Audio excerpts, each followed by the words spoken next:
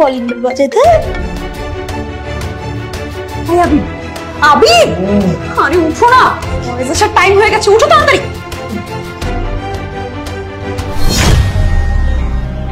আরে দেখো কি? হ্যাঁ, তালা কে মারলো? সর্বনাশ, আমি বের হবো কিভাবে? তালাটা কে মারলো? আমি কি করে বলবো তালাকে মারলো? এখন এত কথা না বলে তুমি খোলা ট্রাই করো, কলেজ আসার সময় হয়ে গেছে। আরে খুলবো কি করে? এটা তো তালা মারা, দেখি চেষ্টা করে। খুলছে তো না, তালাটা কে মারলো? আমি কি করে যাব এখন? তোমার হাজবেন্ড যদি এসে আমাকে এখানে দেখে কি অবস্থা হবে? কেমনে বলবো কে মেরেছে তালাটা? কি অবস্থা হলো? আম্মু আমি মেরেছি। কি? তুই তালা মেরেছিস কেন আমাদের পায়ে? বাবা তালাটা খুলে দে না। না আমি খুলবো না। এই বাবু, তালাটা খুলে দাও, আমি তোকে আইসক্রিম কিনে দিব, তোমাকে চকলেট দিব, তুমি যা চাও আমি তাই দিব। বাবু তালাটা একটু খুলে দাও না, আঙ্কেল কষ্ট করছে, তালা একটু খুলে দাও শোনা। না আঙ্কেল, আমি তালা এখন খুলতে পারবো না। আরে শালা তুই চকলেট কিনে দিন তো তোর কইলাম।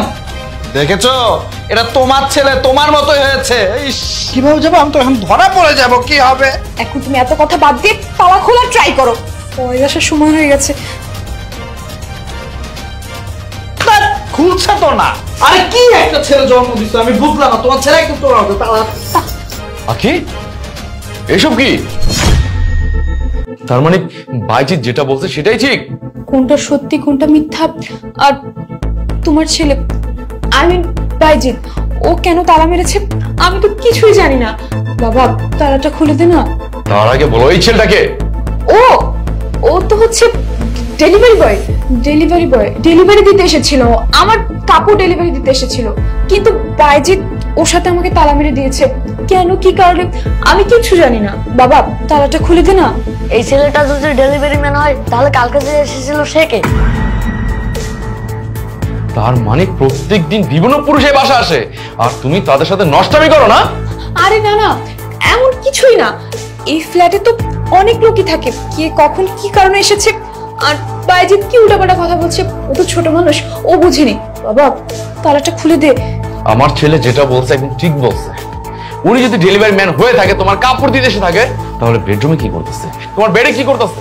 আর এই ছেলে, তুই সত্যি করে বল যে তুই এখানে কেন আসছিস, আর তোর সাথে আমার ওয়াইফের সাথে কি সম্পর্ক বল। ভাইয়া আমি তো ডেলিভারি ম্যান, আমি না ম্যাডামের ডেলিভারি দিতেই আসছিলাম। কি হয়েছে, আমি একটু অসুস্থ হয়ে পড়েছিলাম, এখানে আসছিলাম। আপনার ছেলে কি করেছে জানেন? এই দুষ্টু অনেক বেয়াদব, আমাকে তালা মেরে এখান থেকে চলে গেছে। আমি বললাম বাবু আমার তালাটি খুলে দাও, ও খুলে দিচ্ছে না। আমি বুঝতে পারছি যে তোরা দুজন মিলে প্ল্যান করে আমার সাথে মিথ্যে কথা বলতেছস, তাই না? আমি সব বুঝতে পারতেছি। এই সত্যি করে বল, যদি সত্যি কথা না বলিস তাহলে আমি এখন থানায় ফোন দিয়ে পুলিশকে ডেকে আনবো, তারপর তোর মুখ থেকে ঠান্ডা মেরে সত্যি কথা বের করবে। তুই যদি সত্যি কথা বলিস তাহলে আমি তোকে ছেড়ে দিব, এখান থেকে সুন্দরভাবে যেতে দিব। সত্যিটা বল। সত্যি কথা বললে আমাকে এখান থেকে চলে যেতে দিবেন? হ্যাঁ, আমি তোকে ছেড়ে দেবো। আচ্ছা শুনুন, আসলে হয়েছে কি, আপনার এই বউ আমাকে না 10,000 টাকা দিয়ে এই রুমে নিয়ে আসে ভাড়া করে, ওনার সাথে ফিজিক্যাল সম্পর্ক করার জন্য। আমার কোনো দোষ নাই, সব দোষ আপনার বউর। ফয়েজ ও মিথ্যা কথা বলছে, এগুলো কোনোটাই সত্যি না, এমন কিছুই হয়নি, আমি সত্যি বলছি। চুপ, একটা মিথ্যা তো বলবো না। এই ছেলে সব সত্যি কথা বলতেছে, তুমি আমার সাথে মিথ্যা কথা বলতেছো। এই তোমার কিসের অভাব আছে? কিসের অভাব আছে? তুমি নোংরাম করে বেড়াতেছো এখানে? এতক্ষণ আমি যা বলেছি সব মিথ্যে কথা ছিল, আমি তোমাকে সত্যিটা বলছি। আসলে কিছুদিন আগে আমি শপিং মলে যাই, ওর সাথে আমার ব্যাগটা এক্সচেঞ্জ হয়ে যায়, তারপর ওর নাম্বার নিয়ে আসি, আর ওই দিন থেকে ওর সাথে আমার যোগাযোগ শুরু হয়। ও তাহলে এই ব্যাপার, ব্যাগ চেঞ্জ করতে গিয়ে নাম্বার পাইছো, নাম্বার নিয়ে ওর সাথে কথা বলে তুমি এখন সম্পর্কে জড়াই গেছো। আমিও তো একটা অফিসে জব করি, আমার সাথে অনেক মেয়ে জব করে, তাদের সবার নাম্বার আমার কাছে আছে।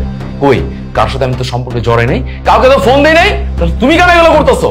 তার মানে তোমার ক্যারেক্টার সমস্যা, তোমার মধ্যে সমস্যা। আমি তোমার মতো নোংরা মহিলার সাথে সংসার করবো না, তোমাকে আমি ডিভোর্স দিয়ে দিব।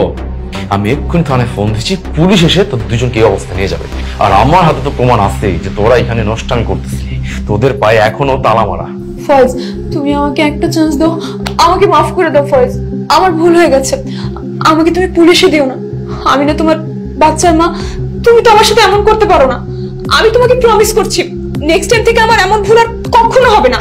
আর তুমি আমার পায়ের তালাটা খুলে দাও, ওকে তুমি বের করে দাও এখান থেকে, তারপর আমরা দুজন আবার সবটা গুছিয়ে নিই।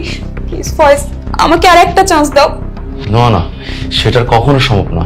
আমি তোর মতো মেয়ের সাথে একসাথে নিচে আর কখনো থাকতে পারবো না। তোকে আমি ডিভোর্স দিয়ে দিব। আর এখন যেটা বলছি আমি সেটাই করবো, ওদের দুজনকে একসাথে পুলিশ দিয়ে ধরে দিব, যাতে তোদেরকে দেখে আরো 10টা মানুষ শিক্ষা পায়। আমি থানায় ফোন দিয়েছি, পুলিশ আসতেছে, আয়শা তোদেরকে একসাথে নিয়ে যাবে। থাক তোরা।